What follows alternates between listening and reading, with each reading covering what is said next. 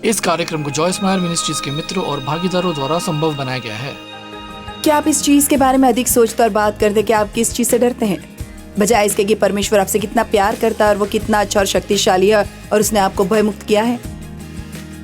आपने अपने जीवन में कितनी बार कहा है मैं नहीं डरूंगी, इसकी तुलना में आपने कितनी बार कहा है मुझे डर लगता है, मुझे डर है।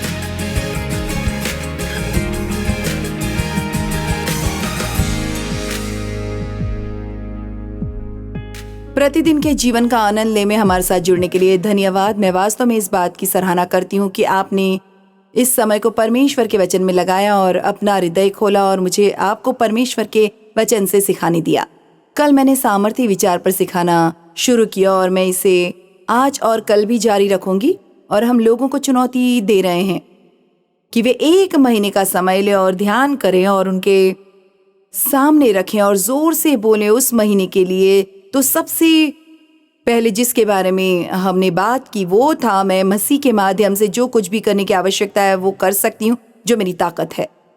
यदि आप सोचते हैं कि आप नहीं कर सकते तो आप नहीं कर पाएंगे। यदि आप विश्वास करते हैं कि आप कर सकते हैं तो आप करेंगे। मैं आपसे केवल वही सोचने के बारे में बात नहीं कर रही हूँ जो आपके दिमाग में आता है, लेकिन जैसा परमेश्वर सोचते हैं वैसे सोचना सीखें, जिसका मतलब है परमेश्वर के वचन को जाना, क्योंकि बाइबल वास्तव में परमेश्वर के विचार हैं। वो चीज़ों के बारे में जो सोचता है, वो हमारे बारे में जो सोचता है, वो पाप के बारे में सोचता है, वो विभिन्न प्रकार के व्यवहारों के बारे में जो सोचता है, ये हमारे लिए परमेश्वर का वचन है। और बाइबल में बार बार हमें परमेश्वर के वचन पर मनन करने के लिए चुनौती दी गई है और प्रोत्साहित किया गया है। और मनन करने का मतलब अपने दिमाग में किसी चीज़ को बार बार घुमाना है। इसलिए यदि आप चिंता करना जानते हैं तो आप मनन करना भी जानते हैं, क्योंकि यदि आप चिंता करते समय इसके बारे में सोचते हैं तो आप बस एक ही चीज़ के बारे में बार बार सोच सकते हैं। ठीक है, अगर हम ऐसा मान लेते हैं कि चिंता आती है और आप उसे शुरू कर देते हैं, आपके पास क्षमता है और ये एक नया विचार हो सकता है। लेकिन आप कह सकते हैं नहीं, मैं ऐसा नहीं सोचूंगी। और इसके बजाय आप कह सकते हैं हाँ, मुझे एक समस्या है, लेकिन परमेश्वर मेरी तरफ है, वो मुझसे प्यार करता है और वो मेरी देखभाल करेगा। मुझे विश्वास है कि परमेश्वर इसमें कार्य कर रहा है। और फिर चिंता वापस आती है और तब आप कहते हैं नहीं, परमेश्वर मेरी मदद करेगा, वो मेरी तरफ है, परमेश्वर मुझे प्यार करता है, मुझे जो भी करने की आवश्यकता है वो कर सकता है, इसमें सिर्फ भलाई होगी। और तब शैतान कहेगा तो तुम इसे बर्दाश्त नहीं कर सकते। और आप कहते हैं मैं मसीह के माध्यम से जो कुछ भी करने की आवश्यकता है वो कर सकती हूँ, जो मेरी ताकत है। अब यह आपको बहुत अजीब लगता है। अगर आपने ऐसा कभी नहीं किया है, आप मसीह भी हो सकते हैं और आपने ये कभी नहीं सुना होगा, लेकिन बाइबल रोमियो 4:17 में कहती है कि हम एक ऐसे परमेश्वर की सेवा करते हैं जो जिन चीजों का अस्तित्व नहीं है उसे ऐसे बुलाता है जैसे कि वो पहले से ही अस्तित्व में। और दाऊद ने भजन में कहा मैं आज्ञा की घोषणा करूंगा। और एक आज्ञा कुछ ऐसी चीज है जिसे आप लिखते हैं, और कुछ घोषित करने का मतलब है कि आप अपना मुंह खोलते हैं और आप इसे कहते हैं। सच तो यह है कि आप सभी प्रकार के वचन पा सकते हैं जो मैं आपको बता रही हूँ, उसका समर्थन करते हैं। मैं हर दिन वापस आकर वही नींव नहीं रख सकती, लेकिन आज मैं तीसरी शक्ति के विचार को जारी रखूंगी। कितने लोग कहते हैं मैं डरती हूँ, मैं डरती हूँ, मैं डरती हूँ, मुझे उड़ने से डर लगता है, मुझे डेंटिस्ट से डर लगता है, मुझे चेकअप के लिए जाने से डर लगता है। क्या आप जानते हैं ऐसे कितने लोग हैं जो डॉक्टर के पास नहीं जाते क्योंकि उन्हें डर है कि डॉक्टर उन्हें बताएगा कि उनके साथ कुछ गड़बड़ है, जो वास्तव में मूर्खतापूर्ण है। क्योंकि अगर आपके साथ कुछ गलत है तो जितनी जल्दी आप इसका पता लगा लेंगे उतनी ही जल्दी आप इसके बारे में कुछ कर पाएंगे। संभवतः ऐसे लोग हैं जो वास्तव में जल्दी मर जाते हैं क्योंकि वे डॉक्टर के पास नहीं जाते और तब तक बहुत देर हो जाती जब तक उन्हें पता ही नहीं चलता कि कुछ गलत है। हमें डर कर नहीं जीना है। एक यूहन्ना है, सिद्ध प्रेम भय को दूर करता है। इसलिए ये कहने की बजाय कि आप डरे हुए हैं, सोचिए और कहें मैं डर में नहीं जीऊंगी, मैं डर में नहीं जीऊंगी, मैं डर में नहीं जीऊंगी। और आप जानते हैं जब आपको कोई समस्या होती है तो सबसे पहली चीज जो आती है वो है डर। या आपको डर है कि कोई आपसे नाराज है, या फिर आपको डर है कि कोई आपसे ना खुश है, या फिर आप डर सकते हैं कि परमेश्वर आपसे नाराज है। डर है कि आप मर जाओगे।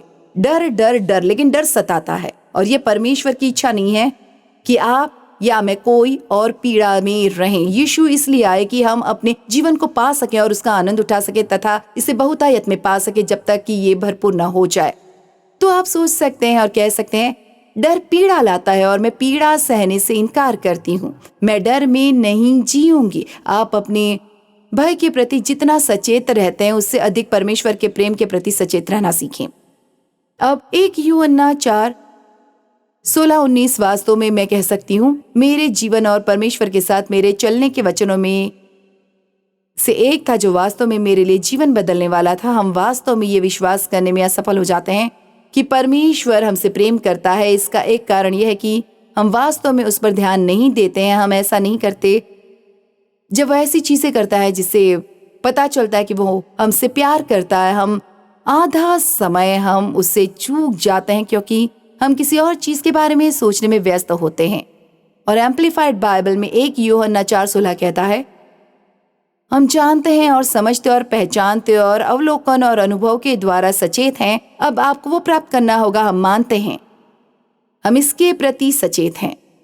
यदि आप बेहोश हैं तो आप नहीं जानते कि क्या हो रहा है।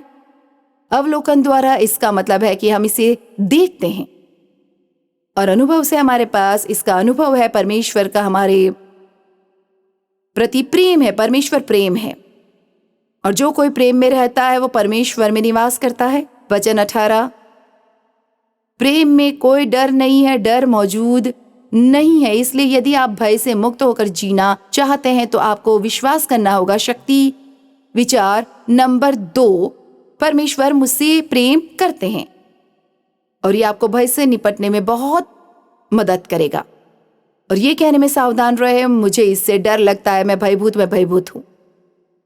और यदि आप 30 दिनों तक इस पर मनन करने के लिए खुद को अनुशासित कर सकते हैं तो मैं आपको बता सकती हूँ 30 दिनों के अंत में ये ऐसा आपको ये सोचने की कोशिश नहीं करनी होगी ये बस यहाँ होगा, ये आपका हिस्सा बन जाएगा।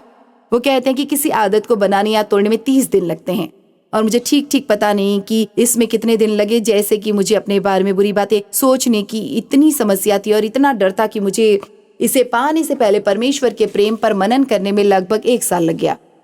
लेकिन अब मुझे इस तथ्य का आनंद लेते हुए 40 साल हो गए हैं कि परमेश्वर मुझसे प्यार करता है। और इसलिए कौन परवाह करता है कि इसमें कितना समय लगेगा।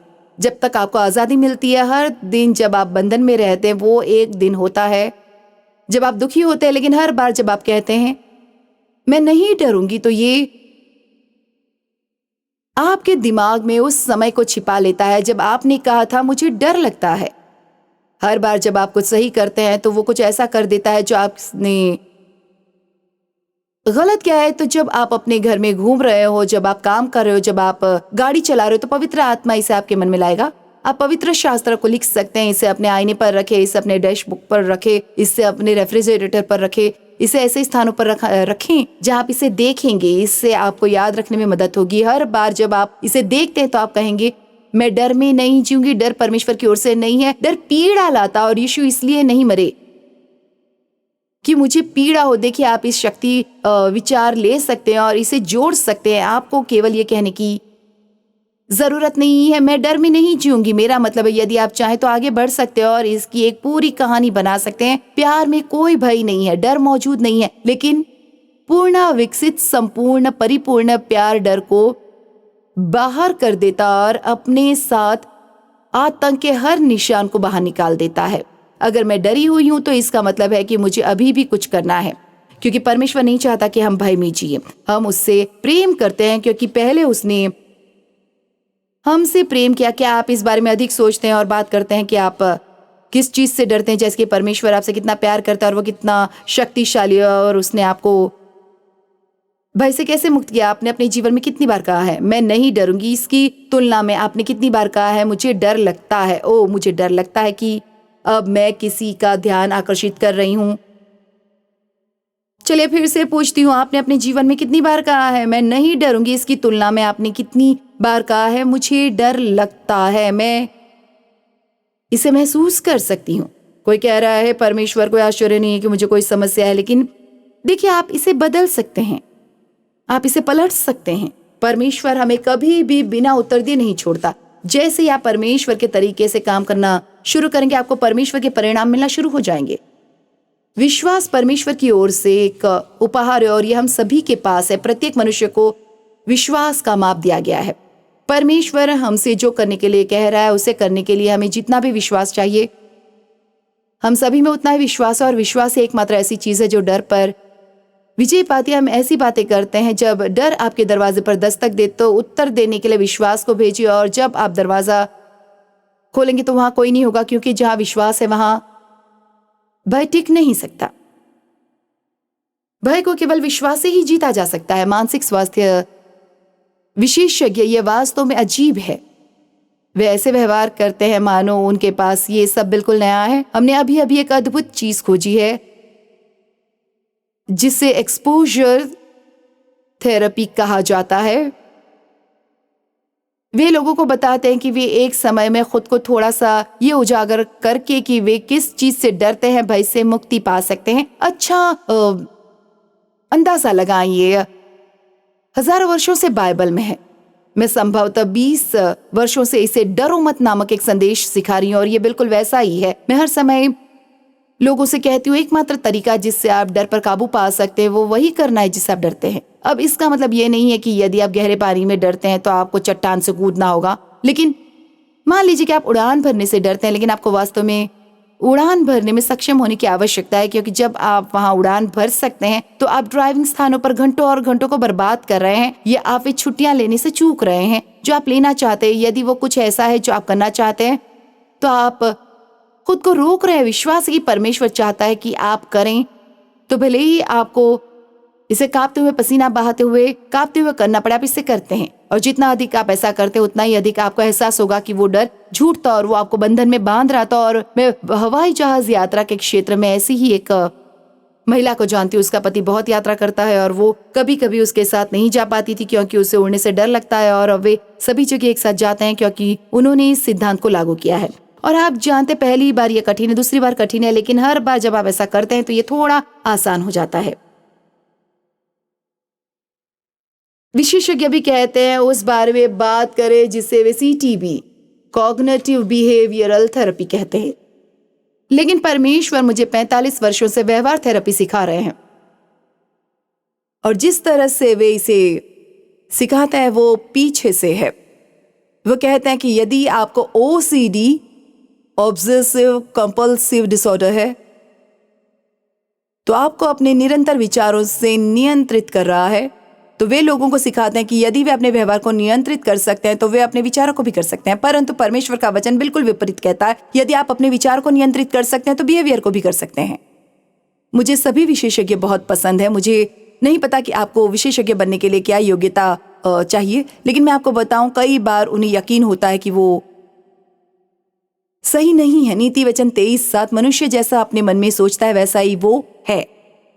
अगर आपको पता लगता है कि आप कुछ कर सकते हैं तो आप उसे करने में सक्षम होंगे। मेरा मतलब है जब तक कि ये कुछ ऐसा ना हो जो परमेश्वर नहीं चाहता कि आप करें। मेरा मतलब है हम वो सब कुछ नहीं कर सकते जो हम करना चाहते हैं, लेकिन अगर कुछ ऐसा है जो परमेश्वर आपसे करवाना चाहता है और आपको लगता है कि आप ऐसा कर सकते हैं तो आप इसे करने में सक्षम होंगे।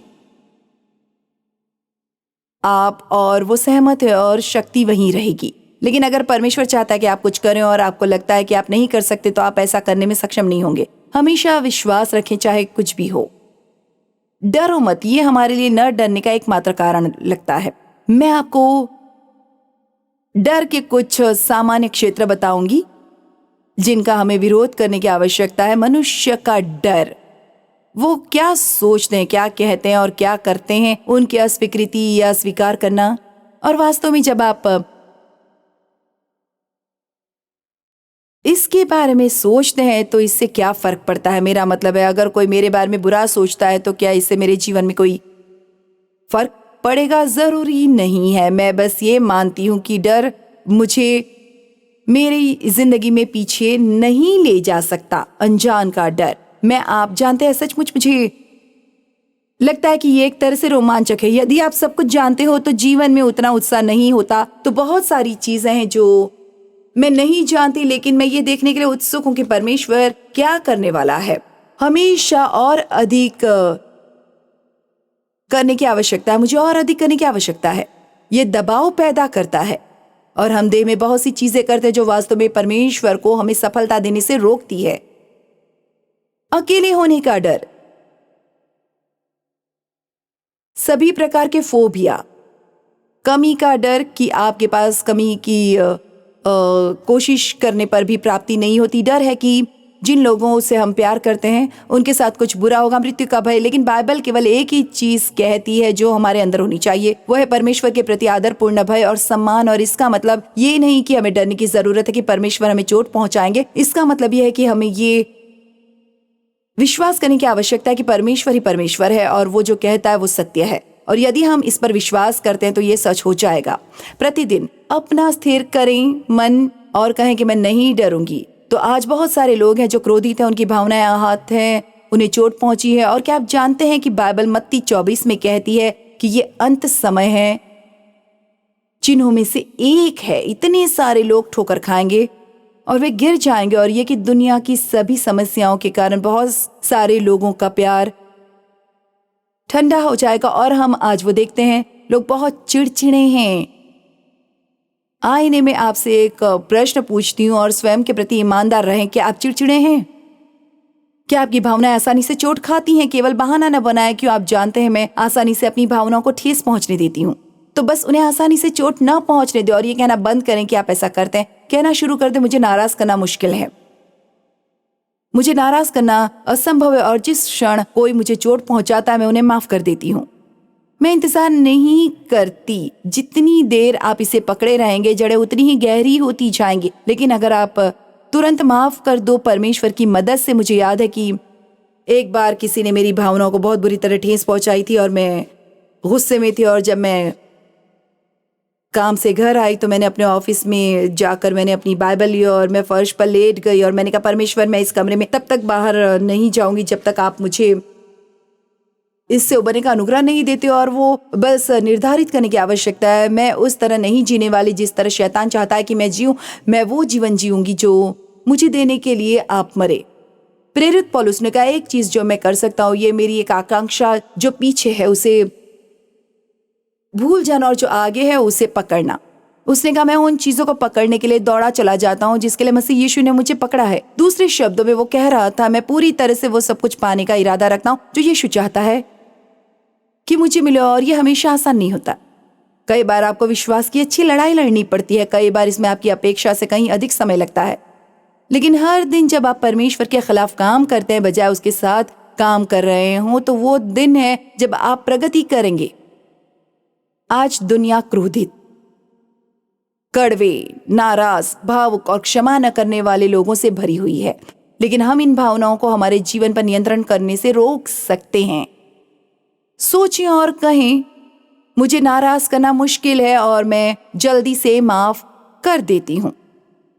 1 कुरिन्थियों 13:7 में मदद करने वाली चीजों में से एक यह है कि प्यार हर व्यक्ति के सर्वश्रेष्ठ पर विश्वास करने के लिए हमेशा तैयार रहता है। हमें क्रोधित होने, हमारी योजनाओं को ठेस पहुंचाने और क्षमा न करने की आवश्यकता क्यों है? ये शैतान को हमारे जीवन में मौका देता है। 2 कुरिन्थियों 2:10 और 11 हमें ये बताते हैं। और इफिसियों 4 में ये कहता है, जब तुम क्रोधित हो तो सूर्य अस्त होने तक तुम्हारा क्रोध न रहे। शैतान को अपने जीवन में कोई जगह मत दो, क्रोधित मत करो। यदि आप अभी क्रोधित हैं तो इसे जाने दे, इसे छोड़ दे, इसे जाने दे, इसे त्याग दें, इसे परमेश्वर को सौंप दे। खैर जॉयस, तुम नहीं जानती कि इन्होंने मेरे साथ क्या किया। अच्छा, आपको पता है क्या हो सकता है कि वे आपकी क्षमा के योग्य न हो, लेकिन आप शांति के योग्य, और इसे पाने के लिए एकमात्र तरीका है जाने देना। नंबर 5, मैं लोगों से प्यार करती हूँ और उनकी मदद करना मुझे अच्छा लगता है। वाओ, वो मेरे पसंदीदा में से एक है। आप जानते, मैं चाहती हूँ कि हर कोई मेरी मदद करे, लेकिन मैंने सीखा है कि अगर मैं उनकी मदद कर सकती तो ज्यादा खुशी होती। आप एक ही समय में स्वार्थी और खुश नहीं हो सकते। मुझे लोगों से प्यार है। मैं हमेशा लोगों से प्यार नहीं करती क्योंकि मैं हमेशा ये देखती रहती हूँ अलग अलग लोगों में क्या गलत है। आपने ये गलत किया, वो गलत, और कुछ और भी गलत किया। खैर आप जानते हैं मुझ में भी बहुत सी चीजें गलत है और मैं चाहती हूँ लोग मुझसे प्यार करें। हमारे साथ बहुत सारी गलतियां हैं और परमेश्वर हमसे प्यार करते हैं और हम अपूर्ण लोगों से प्यार कर सकते हैं, ये देखने के बजाय कि उनमें क्या गलत है, और हम उन सभी चीजों पर गौर कर सकते हैं जो उनमें सही है। और आप लोगों की किसी भी प्रकार की गलती पाते हैं उन चीजों की तुलना में जो चीजें गलत है, उनमें से कई चीजें होंगी जो सही होंगी। अपना मन स्थिर करें और कहें, मैं नाराज नहीं होंगी, चिड़चिड़ा, क्रोधी, कड़वा और क्षमाहीन। मैं लोगों से प्यार करती हूँ और उनकी मदद करने में मुझे मजा आता है। निस्वार्थ जीवन जीने का यही एकमात्र उत्तर है। मुझे गलातियों 6:10 बहुत पसंद है। मैं बस आपको ये बता रही हूँ, ये कोई डींगे मारने वाली बात नहीं है, ये सत्य है। मुझे लोगों के लिए चीजें करना पसंद है, मुझे लोगों को आश्चर्यचकित करना और उन्हें खुश करना पसंद है, और ऐसा करने से मुझे खुशी मिलती है। मुझे उनके लिए चीजें करना पसंद है। केवल अब मैं ऐसा करती हूँ तो मैं अपने लिए कुछ भी कर रही होती हूँ क्योंकि मुझे पसंद है। अब देना उन आत्मिक वरदानों में से एक है जो परमेश्वर कुछ लोगों को देते हैं, और मुझे लगता है कि ये मेरे पास मौजूद वरदानों में से एक है क्योंकि मुझे ये वास्तव में पसंद है। और गलातियों 6:10 में ये कहा गया है कि हमें आशीष बनने के प्रति सचेत रहना चाहिए, विशेष रूप से विश्वास के परिवार के लोगों के लिए। खैर, सचेत होने का मतलब है अपना मन भरा हुआ रखना। तो हम अपना मन उन तरीकों से भर सकते हैं जिनसे हम एक आशीष बन सकते हैं। क्या आपने कभी इसके बारे में सोचा क्या होगा यदि आप हर सुबह 5 मिनट बिताते हैं और सिर्फ सोचते हैं अब मैं आज इसके आसपास रहूंगी और मैं उनके लिए आशीष बनने के लिए क्या कर सकती हूँ, मेरे पास ऐसा क्या है जो मैं उन्हें दे सकती हूँ, या मैं उनसे क्या कह सकती हूँ जिनसे उन्हें बेहतर महसूस होगा। बाहर जाने से पहले अपना मन निर्धारित कर ले कि आप क्रोधित नहीं होंगे, आप दोष ढूंढने में दिन नहीं बिताएंगे, बल्कि आप वास्तव में लोगों से प्यार करेंगे और उनके लिए आशीष बनेंगे। उन्हें आत्मिक रूप से विकसित करें, उन्हें शिक्षित करें, उन्हें जीवन में उनके मार्ग पर प्रोत्साहित करें। सोचिए और कहें, मैं स्वार्थी नहीं हूँ, मुझे लोगों से प्यार है और मुझे लोगों की मदद करना अच्छा लगता है। इसे 30 दिनों तक आजमाएं और देखें कि यह आपके जीवन में कितना अंतर लाता है। प्यार पाना हमें खुश करता है, लेकिन दूसरों से प्यार करना हमें और भी ज्यादा खुश करता है। मुझे ये पसंद है। आप जानते हैं, देह कंजूस और लालची और केवल 2 चीजें जो वो कहना जानता है वो है अभी और अधिक। कोई धैर्य नहीं, मैं इसे अभी चाहती हूँ, इससे कोई फर्क नहीं पड़ता कि मेरे पास क्या है, मैं और अधिक चाहती हूँ। लेकिन हम आत्मा में चल सकते हैं, हमें देह में चलने की जरूरत नहीं है। 1 कुरिन्थियों, मेरा मतलब 1 यूहन्ना 3:14 कहता है, हम जानते हैं कि हम इस तथ्य से मृत्यु से निकलकर जीवन में आ गए हैं कि हम भाइयों से प्रेम करते हैं, या ये अच्छा नहीं है। जब तक हम लोगों से प्यार नहीं करते तब तक हम मौत के मुंह में हैं। ऐसा नहीं कि मरकर गिर गए, सांस नहीं ले रहे, लेकिन आप किसी भी चीज से खुश नहीं हैं।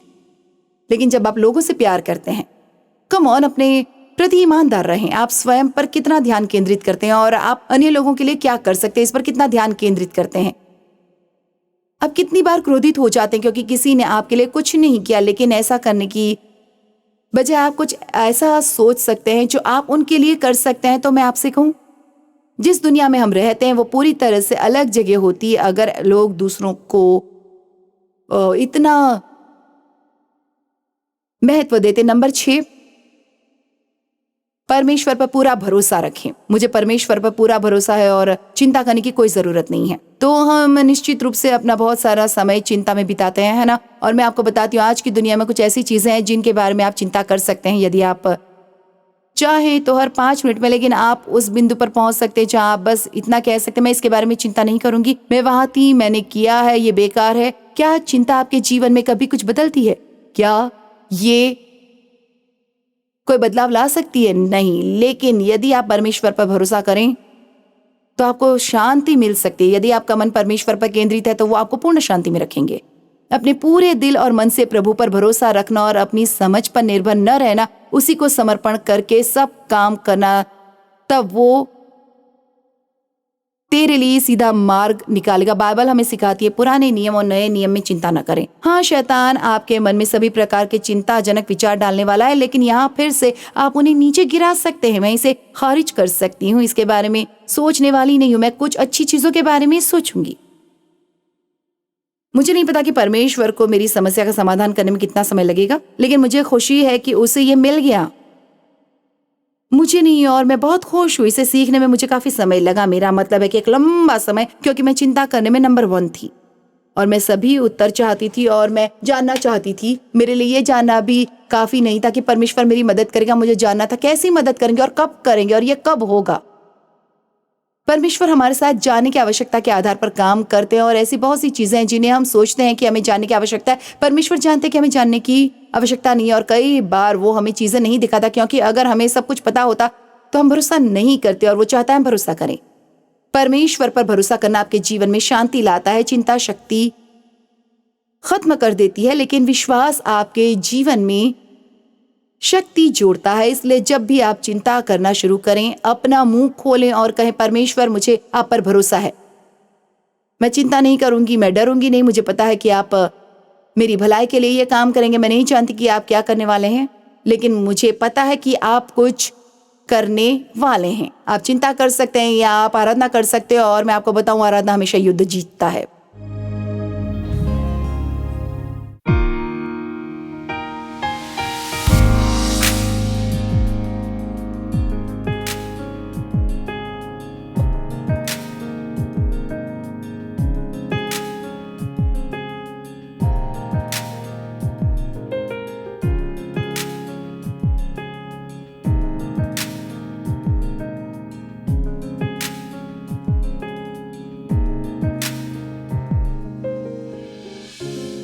इस कार्यक्रम को जॉयस मायर मिनिस्ट्रीज के मित्रों और भागीदारों द्वारा संभव बनाया गया है।